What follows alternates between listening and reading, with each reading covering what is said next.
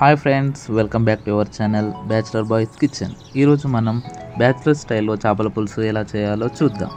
ముందుగా మార్కెట్ నుంచి తెచ్చుకున్న చేప ముక్కల్ని నీట్గా క్లీన్ చేసుకొని పక్కన పెట్టుకోవాలి. తర్వాత ఒక బాండీలో ఆయిల్ వేసుకొని అందులో జీలకర్ర వేడయ్యాక పచ్చిమిర్చి, ఆనియన్ యాడ్ చేసి అవి గోల్డెన్ కలర్ వచ్చేసరికి వెయిట్ చేయాలి. ముందుగా కాల్చి మిక్సీ పట్టిన ఆనియన్ జీలకర్ర పేస్ట్ అందులో యాడ్ చేసి తర్వాత తగినంత జింజర్ గార్లిక్ పేస్ట్ వేసుకొని అందులో మిక్స్ చేసుకోవాలి.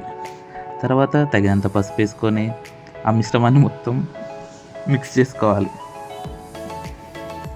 తర్వాత మనం ముందుగా నీట్గా చేసుకున్న చేప ముక్కల్ని అందులో యాడ్ చేసుకోవాలి.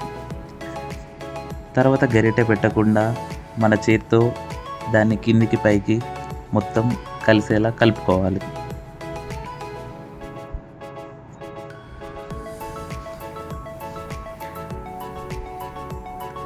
అయ్యాక కొంచెంసేపు వాటిని ఆయిల్లో ఫ్రై కానివ్వాలి. తర్వాత తగినంత కారం, ఉప్పు వేసుకొని ఆ ముక్కలకి పట్టించాలి. తర్వాత ముందుగా రెడీ చేసుకున్న చింతపండు పులుసు అందులోకి యాడ్ చేసుకోవాలి. యాడ్ చేసుకున్నాక అది పులుసు మరిగేంతసేపు మనం వెయిట్ చేయాలి.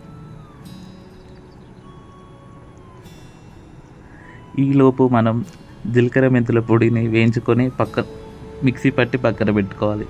తర్వాత లాస్ట్లో కొంచెం జీలకర్ర మెంతుల పొడి యాడ్ చేసుకొని తగినంత కొత్తిమీర యాడ్ చేసుకొని కాసేపు కుక్ అవ్వనివ్వాలి.